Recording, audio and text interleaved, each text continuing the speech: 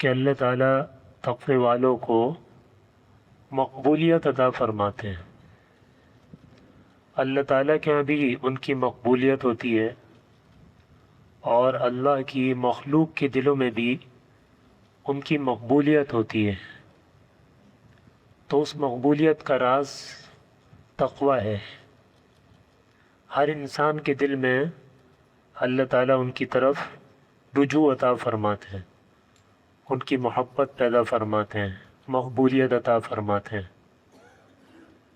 نواں انعام ہے یا ایھا الذین آمنوا ان تتقوا اللہ یجعل لکم فرقانا، کہ ایمان والو اگر تم اللہ سے ڈرو گے، تقوی اختیار کرو گے، تو اللہ تعالیٰ تمہارے اندر ایک ایسی قوت اور طاقت پیدا فرمائیں گے جو صحیح اور غلط کے درمیان تمیز کر سکے۔ حق کیا ہے، باطل کیا ہے، صحیح کیا ہے، غلط کیا ہے، جائز کیا ہے، ناجائز کیا ہے، حلال کیا ہے، حرام کیا ہے، اس کے اندر تمیز کرنے کا ملکہ اللہ تعالیٰ پیدا فرما دیتے ہیں۔ آدمی کو غلط صحیح کا پتہ لگتا ہے کہ کون سی چیز غلط ہے، اس کے دل میں کھٹکنے لگتی ہے، اور جو چیز صحیح ہوتی ہے اس پر اس کا دل مطمئن ہو جاتا ہے۔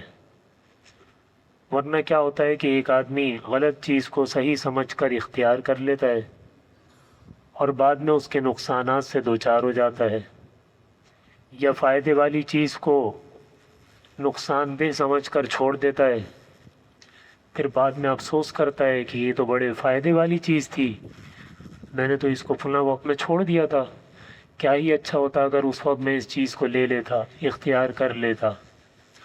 تو یہ تمیز اندر نہیں ہے۔ کیوں؟ اس لیے کہ تقوی نہیں ہے۔ جب تقوی ہے تو اللہ تعالیٰ فرما رہے ہیں کہ یہ فرق کرنے کی استعداد اور فرق کرنے کی قوت اور طاقت صحیح اور غلط کے درمیان، جائز اور ناجائز، حلال اور حرام کے درمیان ہم پیدا کر دیں گے۔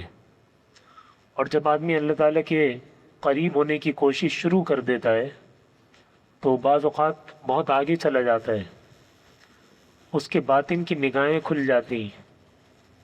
جیسے حضرت عثمان رضی اللہ عنہ کا مشہور ارشاد ہے، فرماتے تھے کہ کیا ہو گیا کہ لوگ ہمارے پاس آتے ہیں اور ان کی آنکھوں سے زنا ٹپک رہا ہوتا ہے، یعنی وہ بدنگاہی کر کے آتے ہیں کہ آنکھوں کا زنا نامحرم کو دیکھنا ہے۔ تو انہوں نے تو نہیں دیکھا کہ یہ آدمی بدنگاہی کر کے آیا ہے، لیکن سامنے آدمی آیا، اس کی آنکھوں سے پتہ لگ رہا ہے کہ اس کی آنکھیں کیا دیکھ کر آئی ہیں۔ ہندوستان میں ایک بزرگ تھے شاہ عبدالعزیز محدث دہلوی رحمۃ اللہ علیہ، ان کے بارے میں لکھا ہے کہ جب بازار کی طرف کو نکلتے تھے تو اپنے چہرے پر ایک کپڑا ڈال لیا کر۔ تو ایک مرتبہ کسی نے پوچھا کہ حضرت ہم تو آپ کے دیدار کے شوق میں ہوتے ہیں کہ آپ کا دیدار ہمیں حاصل ہو جائے، آپ اپنا چہرہ ہی ڈھانپ لے دیں۔